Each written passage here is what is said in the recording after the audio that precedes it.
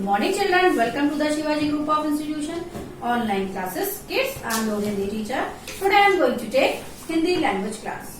बच्चों, पिछली कक्षा में मैंने आपको हिंदी में पाठ 4 संज्ञा के विषय में पढ़ाया था और उसके अभ्यास कार्य पुस्तक में कराए थे। आज मैं आपको हिंदी का वर्क कॉपी में कराने जा रही हूँ, तो सभी बच्चे अपनी हिंदी लैंग्वेज की कॉपी निकालेंगे, हेडिंग डालेंगे पाठ 4, पाठ का नाम संज्ञा और करना शुरू करेंगे।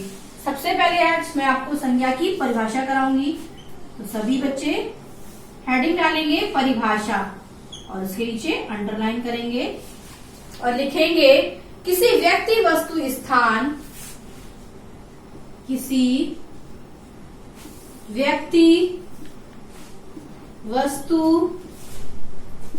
स्थान प्राणी या भाव के नाम को प्राणी या भाव के नाम को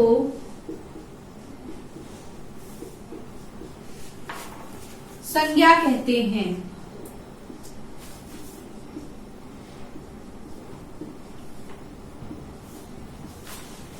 संज्ञा किसे कहते हैं बच्चों? किसी व्यक्ति, वस्तु, स्थान, प्राणी या भाव के नाम को संज्ञा कहते हैं। ये संज्ञा की परिभाषा थी।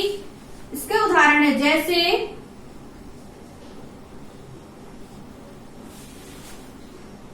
राम, कानपुर, बालक आदि। राम,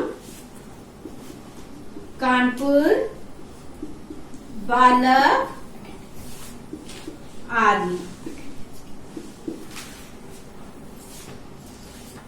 संज्ञा की परिभाषा क्या है?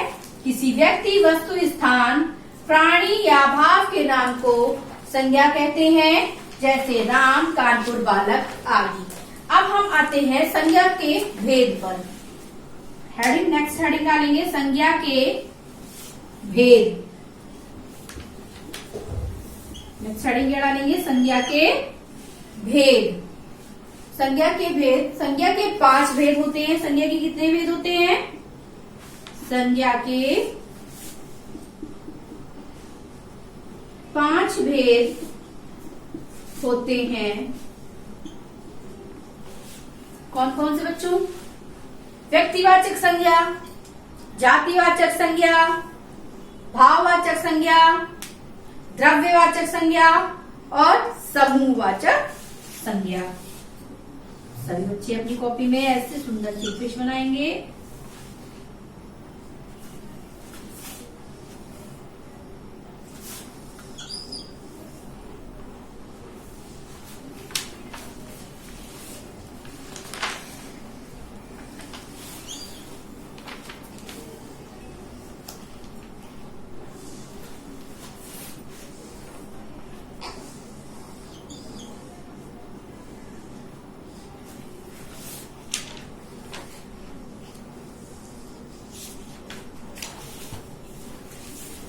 में संज्ञा के भेद लिखेंगे। पहला क्या लिखेंगे? व्यक्तिवाचक संज्ञा,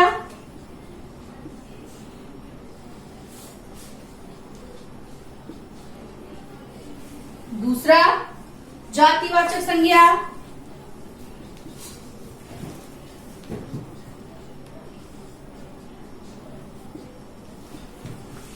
तीसरा भाववाचक संज्ञा,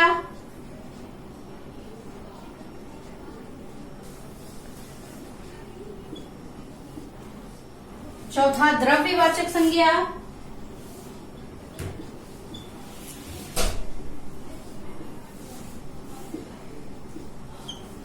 पांचवा समूहवाचक संज्ञा,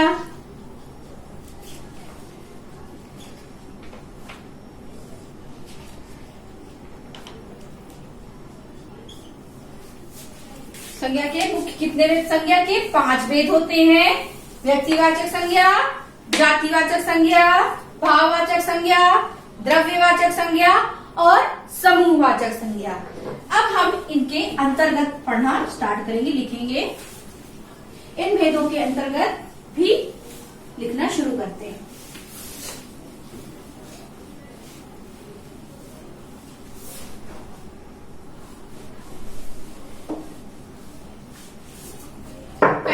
भेद है व्यक्तिवाचक संज्ञा। हेडिंग डालेंगे व्यक्तिवाचक संज्ञा।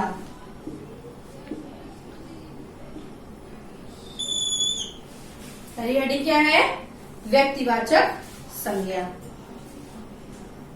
जिस संज्ञा शब्द से किसी विशेष वस्तु, जिस संज्ञा शब्द से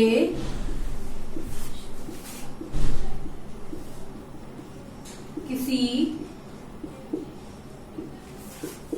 विशेष वस्तु,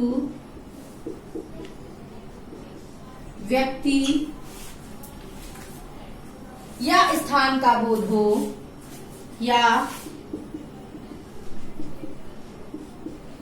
स्थान का बोध हो,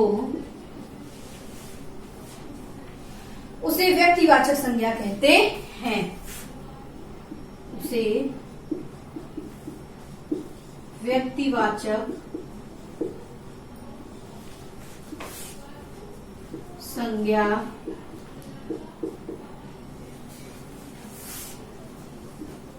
कहते हैं। जैसे इसका उदाहरण है ताजमहल, पंडित नेहरू, रामचरितमानस। एग्जाम्पल क्या है? ताजमहल, पंडित नेहरू,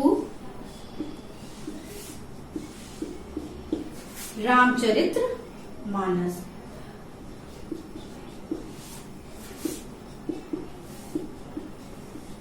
आदि। व्यक्तिवाचक संज्ञा क्या है? जिस संज्ञा शब्द से किसी विशेष वस्तु, व्यक्ति या स्थान का बोध हो, उसे व्यक्तिवाचक संज्ञा कहते हैं। जैसे ताजमहल, पंडित नेहरू, रामचरितमानस आदि। अब आते हैं संज्ञा के दूसरे भेद पर। दूसरा है जातिवाचक संज्ञा। दूसरा भेद क्या है? जातिवाचक संज्ञा। जिस संज्ञा शब्द से किसी प्राणी,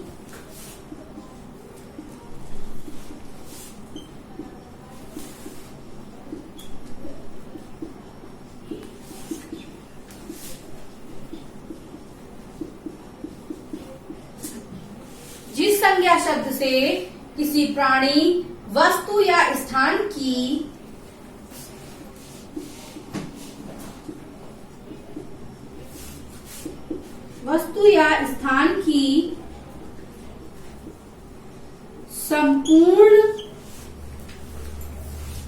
संपूर्ण जाति का बोध हो, संपूर्ण जाति का बोध हो,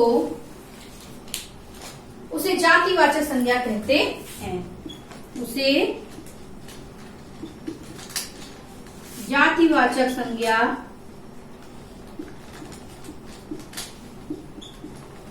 कहते हैं। जिस संज्ञा शब्द से किसी प्राणी, वस्तु या स्थान की संपूर्ण जाति का बोध हो, उसे जातिवाचक संज्ञा कहते हैं। जैसे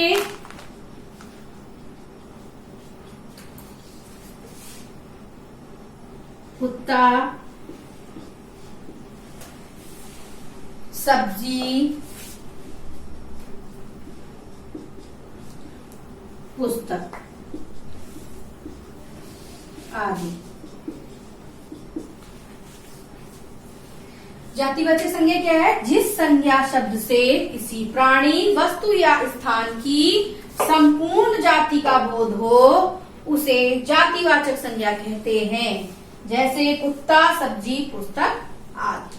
तो बच्चों, आज मैंने आपको हिंदी में संज्ञा की परिभाषा और उसके भेद करवाए। आज मैंने आपको 2 भेद के अंतर्गत भी करवा दिया है। आगे का कार्य मैं आपको अगली कक्षा में कराऊंगी। आज के लिए इतना ही। धन्यवाद। आपका दिन शुभ हो।